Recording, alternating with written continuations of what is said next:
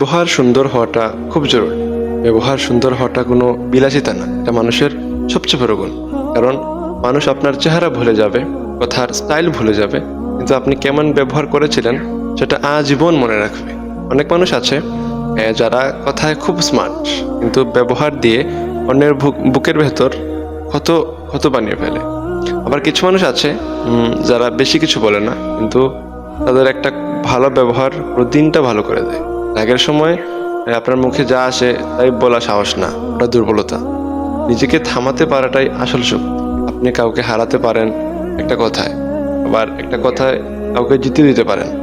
তাই কথা বলার আগে ভাবুন, এই কথাটা কি মানুষকে ভারী করবে নাকি হালকা করবে। ভালো ব্যবহার করলে ছোট হওয়া যায় না, বা ভালো ব্যবহার করলে মানুষ ছোট হয় না, বরং মানুষের চোখে আপনি আরো বড় হয়ে ওঠেন। সম্মান চাইতে হবে না, সম্মান নিজে থেকেই আপনার কাছে আসবে। অবশেষে আমি একটা কথাই বলবো, এই দুনিয়ায় সবাই আপনাকে ভালোবাসবে না, কিন্তু আপনি চাইলে এমন ব্যবহার করতে পারেন যাতে আপনি যাতে কেউ আপনাকে ঘৃণা করার কারণ খুঁজে না পায়।